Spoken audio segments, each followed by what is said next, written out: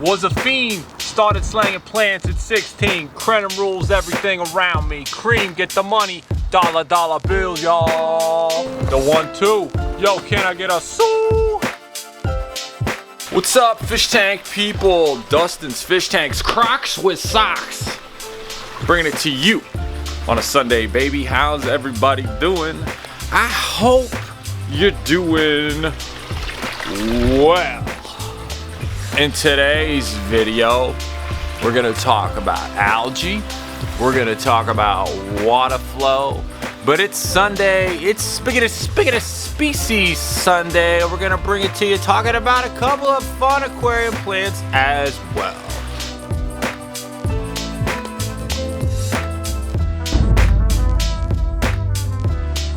But this story, like most good stories, starts out in the jungle. Let me explain.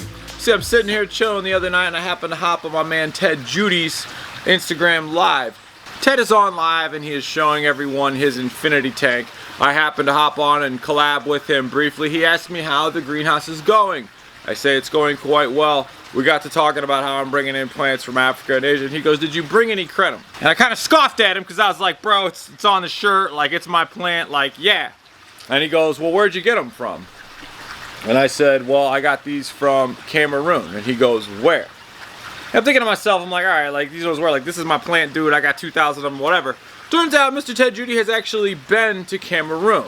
And I was discussing with him what I'm about to show you today about how we are evolving with the plants that we have brought in. And I think there's a bunch of lessons that can be tied into you and your aquarium with water flow, algae, and plant growth. So, back in I think 2005, my man Ted actually traveled over to Cameroon. As if you don't know, Cameroon is a war-torn country in Africa. There's many rivaling tribes all around. It's constantly war-torn. Third world country. Not an easy place to get around if you're a gringo like ourselves. However, Ted was back there in 2005 and he was telling me about a number of different crenum.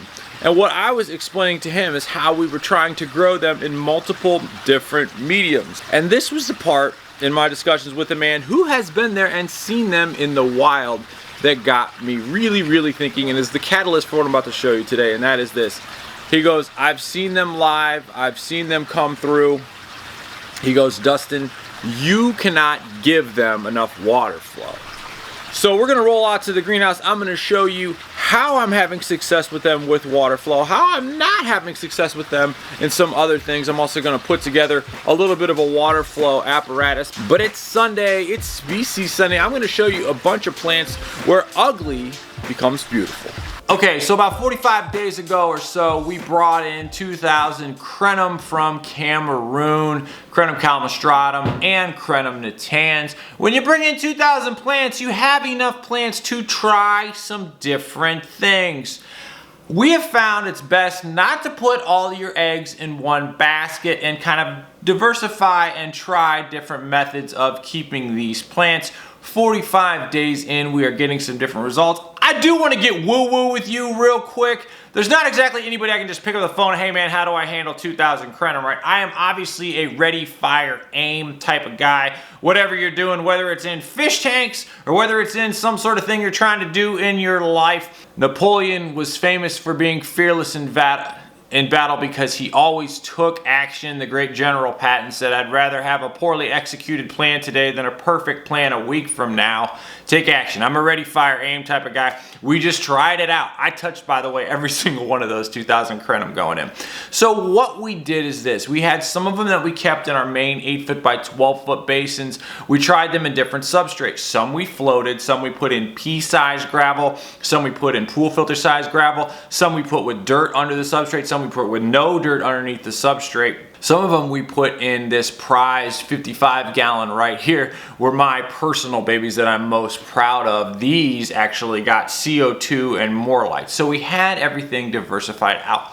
But one of the observations, and I gotta give Ryan some credit on this, he's the plant toucher, is we noticed that water flow was something that was clearly beneficial to these plants. Now look, I'm talking about crenum. You think crenum, think Africa. There's a lot of other plants this is applicable to. Madagascar lace, Apongeton boivinianus, Apongeton ovaceus, bulbitis, and all different types of anubias. this is applicable for, so pay attention. Water flow is everything. When in doubt, think to yourself, what would Mother Nature do? Have a giant rain, down came the rain and washed the spider out, down came the rain and rinsed everything out, right? By the way, plants are opportunistic. You can see this when you do a water change and you watch them stand up on end. So water flow. One of the things we were lacking with the crenum, and the crenum were doing best in water flow. And Ted said, quote, you can't give them enough water flow. So here's one of the things we did to increase the water flow on the crenum. I want to bring you a quick little bit of outside the greenhouse action on a rainy, gross day. Got a little bit of this happening right here. I absolutely love junipers.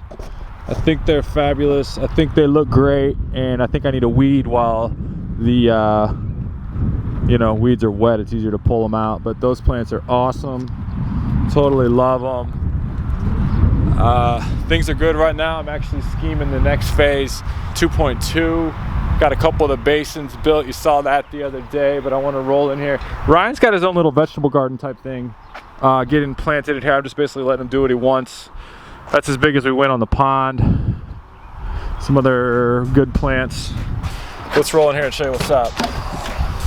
And I call Ryan the plant handler, whatever. He just kind of randomly threw this together. I don't even know what half of these plants are because I only do aquarium plants, but we got the whole row over here. Boom, boom, boom, boom, boom.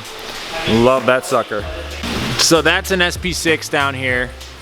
This is my own personal crenum healer tank. This is where I pull monsters out like this. Giant roots on this though. Wah! And then this is the real deal right here though, because look, we had this one and it's in like full water flow. Like this is all the water flow it can handle. And it's just like, it's flourishing in these conditions of just high water flow.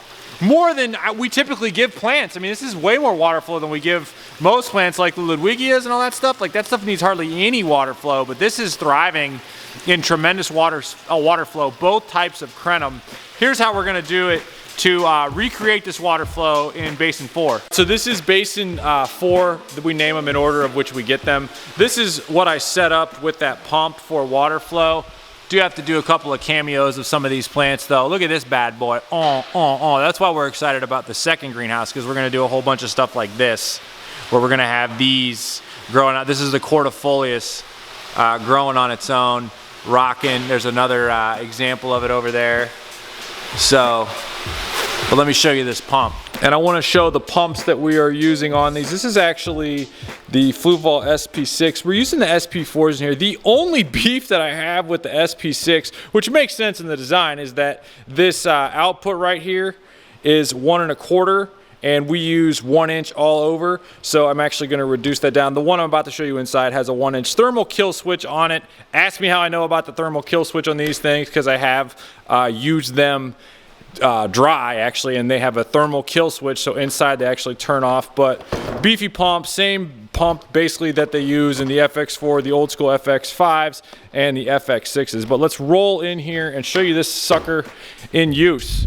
Rye's got the greenhouse moderately cleaned. We're waiting on imports.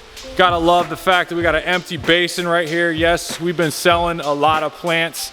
Quick tour, we got the frog bit in here. Love the frog bit, new plant on DustinsFishTanks.com. It's been coming in nice. We have, this is the valve we're rolling. You can see how we have this different variation of water sprite that I'm always a fan of. Look at that stuff. That stuff grows like over the weekend, huge.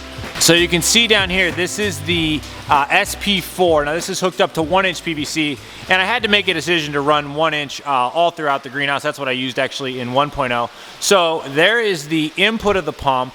It runs all the way back here, and then I've got it, I don't know how well you can see this, but I've got this with like a nice little bit of floss on it. And what this does, see here it pulling in there, is it sucks all the algae and the loose stuff onto it as kind of like a pre-filter. Notice the pump slowed down. I put it back underwater. It should kick on. And then I plumbed it over here like this. So I have this whole section comes off. And what I wanted to do is I wanted to increase the water flow over this direction. I used a T there I used a ball valve that's off, so that's just basically a leg, but if I ever want to like increase it, I can get it going. But that is how that's rolling. And then the crenum underneath here, I mean, you can see they clearly like the water flow. They also like the gas exchange, and now I want to tie this into your own, you know, personal aquarium. Same application on a bigger scale.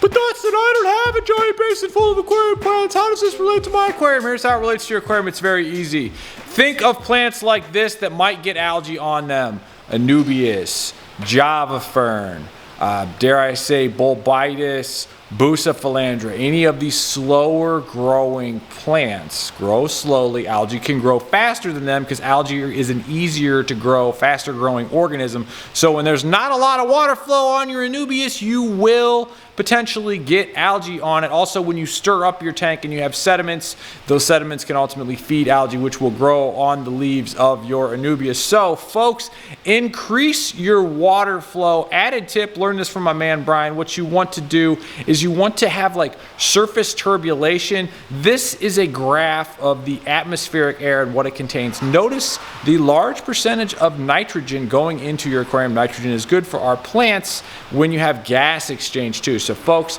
get some water flow. Another point on the water flow, think about plants like a Madagascar lace plant. Has holes in it. Why? Just like when you walk with a banner down a parade with the holes in it to keep the air going through it. Same deal with the Madagascar lace.